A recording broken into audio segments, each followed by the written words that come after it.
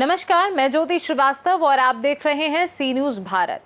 योगी की फटकार, चंद घंटों में ठोक दिया हत्यारा। जी हां, इसे कहते हैं उत्तर प्रदेश पुलिस का ऑन द स्पॉट इंसाफ, जहां मुख्यमंत्री योगी आदित्यनाथ की एक कड़क फटकार पड़ी नहीं कि खाकी ने पाताल से भी अपराधी को खींच निकाला और सीधे यमराज के घर का टिकट थमा दिया। गाजियाबाद के खोड़ा इलाके में मासूम 17 साल के सूर्या चौहान की बेरहमी से हत्या करने वाले 50,000 रुपए के इनामी मुख्य आरोपी असद को पुलिस ने तड़के सुबह एक खौफनाक मुठभेड़ में ढेर कर दिया। जिस कातिल ने बकरीद के दिन एक मां का इकलौता चिराग बुझाया था, आज उसी कातिल का खून गाजियाबाद की सड़कों पर बिखरा पड़ा था। आइए आपको बताते हैं खोड़ा से लेकर इंदिरापुरम के उस खूनी रास्ते की पूरी कहानी, जहां पुलिस और बदमाशों के बीच ऐसी गोलियां चली कि पूरा इलाका दहल उठा। दरअसल एक खौफनाक दास्तान शुरू होती है बकरीद के पवित्र त्योहार के दिन। गाजियाबाद के खोड़ा थाना क्षेत्र के नवनीत विहार का माहौल त्योहार की खुशियों में डूबा था। तभी कुछ तथाकथित दोस्त 17 साल के किशोर सूर्या चौहान को उसके घर से बुलाकर ले जाते हैं। सूर्या के सीधे साधे परिजनों को लगा कि बच्चे त्योहार की खुशियों में घूमने फिरने जा रहे हैं, लेकिन उन्हें क्या पता था कि सूर्या जिन लड़कों के साथ जा रहा है वे दोस्त नहीं बल्कि आस्तीन के सांप और कसाई हैं। आरोपियों के दिमाग में एक ऐसी साजिश पल रही थी जिसे सुनकर किसी भी इंसान का कलेजा कांप जाए। सुनसान जगह पर ले जाकर इन दरिंदों ने मासूम सूर्या को घेरा। हमला करने से ठीक पहले मुख्य आरोपी असद ने बेहद क्रूरता के साथ सूर्या से कहा, कभी बकरा हलाल होते देखा है? आओ आज तुम्हें दिखाते हैं। इसके बाद जो हुआ उसने इंसानियत को शर्मसार कर दिया। असद और उसके साथियों ने सूर्या पर चाकुओं से ताबड़तोड़ इतने वार किए, इतनी बेरहमी से पेट को गोदा कि उस मासूम बच्चे की आंतें तक बाहर आ गई। इस विभत्स हत्याकांड का एक सीसीटीवी फुटेज भी सामने आया, जिसने भी देखा उसकी रूह कांप गई। सूर्या को लहूलुहान हालत में अस्पताल ले जाया गया, लेकिन डॉक्टरों की तमाम कोशिशों के बाद भी उस तड़पते हुए बच्चे ने दम तोड़ दिया। वहीं इस जघन्य हत्याकांड की खबर जंगल में आग की तरह फैली। पूरे खोड़ा इलाके में सांप्रदायिक तनाव फैल गया। हिंदू संगठनों के लोग सड़कों पर उतर आए और भारी आक्रोश जताते हुए आरोपियों को तुरंत फांसी या एनकाउंटर की मांग करने लगे। वहीं शनिवार को जब सूर्या का शव पोस्टमार्टम के बाद उसके घर पहुंचा तो पूरे इलाके में कोहराम मच गया। मां सरोज का रो रो कर बुरा हाल था, उनकी चीखों से आसमान फट रहा था। परिजनों और गुस्साए लोगों ने दो टूक कह दिया कि जब तक मुख्य आरोपी असद का एनकाउंटर नहीं होगा तब तक हम सूर्या का अंतिम संस्कार नहीं करेंगे। माहौल बिगड़ता देख भारी पुलिस फोर्स तैनात की गई। प्रशासनिक और पुलिस अधिकारियों ने घंटों हाथ पैर जोड़े, मिन्नतें की और सख्त कार्यवाही का भरोसा दिया। तब जाकर भारी सुरक्षा के बीच शनिवार को सूर्या की अंत्येष्टि की जा सकी। इधर शनिवार को ही उत्तर प्रदेश के मुख्यमंत्री योगी आदित्यनाथ ने राज्य की कानून व्यवस्था को लेकर आला अधिकारियों की एक हाई लेवल मीटिंग ली थी।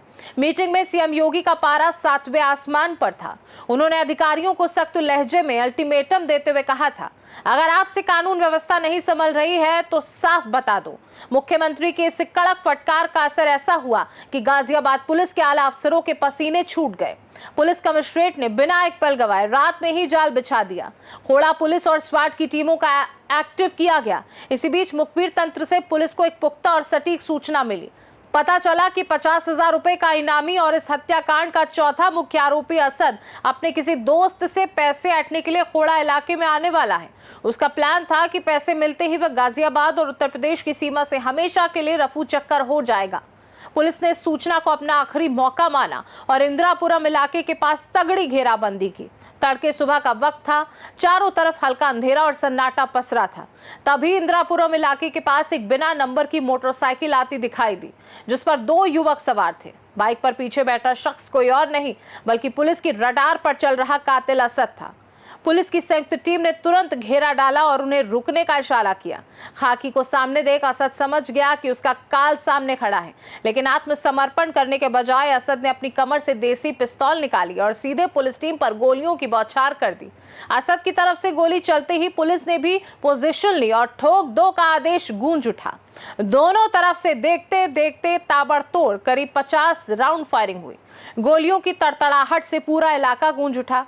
इस भीषण क्रॉस फायरिंग में असद की चलाई एक गोली ड्यूटी पर तैनात एक पुलिस कांस्टेबल को जा लगी, जो सिवा घायल हो गया। वहीं पुलिस की जवाबी कार्यवाही में अचूक निशाना साधते हुए गोलियां सीधे असद के सीने और पैर को चीरती हुई पार हुई। असद खून से लथपथ होकर मोटरसाइकिल से नीचे गिरा और तड़पने लगा। हालांकि इस अंधाधुंध गोलीबारी और तड़के के अंधेरे का फायदा उठाकर मोटरसाइकिल चला रहा उसका दूसरा साथी मौके से भागने में कामयाब रहा। पुलिस ने तुरंत घायल असद को नजदीकी अस्पताल पहुंचाया, जहां डॉक्टरों ने जांच के बाद उसे मृत घोषित कर दिया। मौके से पुलिस ने वो बिना नंबर वाली बाइक और वो देसी पिस्तौल बरामद कर ली है, जिससे पुलिस पर गोलियां चलाई जा रही थी। फरार 5वें आरोपी की तलाश में पुलिस ने कई टीमें इलाके में खोजबीन कर रही हैं। वहीं जैसे ही तड़के सुबह असद के एनकाउंटर की खबर सूर्या के घर पहुंची, मां सरोज के आंसू छलक पड़े। उन्होंने भरे गले से गाजियाबाद पुलिस और योगी सरकार का आभार व्यक्त किया। लेकिन एक इकलौते बेटे को खोने वाली मां का गुस्सा और कलेजे की आग अभी शांत नहीं हुई है। सूर्या की मां ने कहा, पुलिस ने मुझे न्याय दिलाया, उसके लिए धन्यवाद, लेकिन मुझे असद के एनकाउंटर वाली तस्वीर दिखाई जाए। मैं देखना चाहती हूं कि मेरे बेटे के कातिल का क्या हश्र हुआ। जैसे उसने मेरे इकलौते चिराग को बुझाकर हमें सड़क पर ला दिया, वैसे ही अब उनके घरों पर बुलडोजर चलना चाहिए।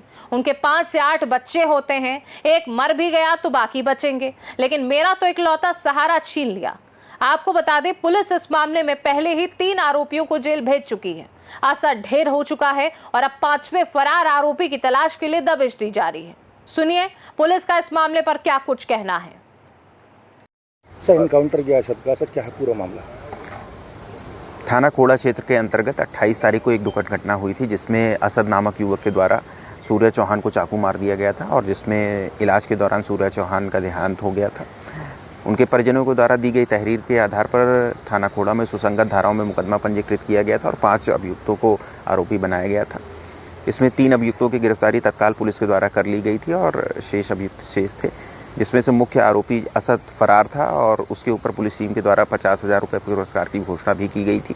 आज पुलिस टीम को यह सूचना प्राप्त हुई थी कि असद अपने कुछ साथियों से मिलने थाना खोड़ा क्षेत्र में आने वाला है और उनसे पैसे लेकर के वो भागने की फिराक में था। पुलिस टीम के द्वारा तत्काल कार्रवाई करते हुए इस पूरे क्षेत्र में कॉम्बिंग की जा रही थी। एसीपी इंदिरापुरम और थाना खोड़ा और थाना इंदिरापुरम की पूरी टीम इस क्षेत्र में मुस्तैद थी। बैरियर लगा के चेकिंग की जा रही थी। इसी दौरान असद अपने एक साथी के साथ बाइक से आता हुआ दिखाई देता है। पुलिस टीम के द्वारा उसे रोकने का प्रयास किया जाता है, चेतावनी दी जाती है, लेकिन वो पुलिस टीम पर फायरिंग करता है और जवाबी फायरिंग में पुलिस टीम के द्वारा भी आत्मरक्षा फायरिंग की जाती है, जिसमें असद को गोली लगती है। असद को इलाज के लिए तत्काल नज़दीकी हॉस्पिटल में भर्ती कराया जाता है। इसमें एक्सचेंज ऑफ फायर में हमारा एक कांस्टेबल भी घायल होता है, जिसको अस्पताल में भर्ती कराया गया है। मौके का फ़ायदा उठा करके जो असद का दूसरा साथी है वो भागने में कामयाब होता है।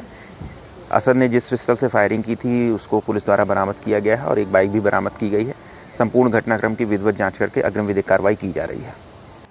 जाहिर है गाजियाबाद पुलिस के इस ताबड़तोड़ और तड़कते भड़कते एक्शन ने उत्तर प्रदेश में अपराधियों को एक बार फिर साफ और सीधा संदेश दे दिया है कि अगर मासूमों पर हाथ उठाया, कानून को हाथ में लिया या खाकी पर गोली चलाने की हिमाकत की तो अंजाम ठीक असद जैसा ही होगा। सूर्या के परिवार को न्याय की पहली किश्त मिल चुकी है और अब देखना यह है कि बाबा का बुलडोजर कातिलों के आशियानों को कब मिट्टी में मिलाता है। फिलहाल के लिए मुझे दीजिए इजाजत और आप देखते रहिए सी न्यूज़ भारत।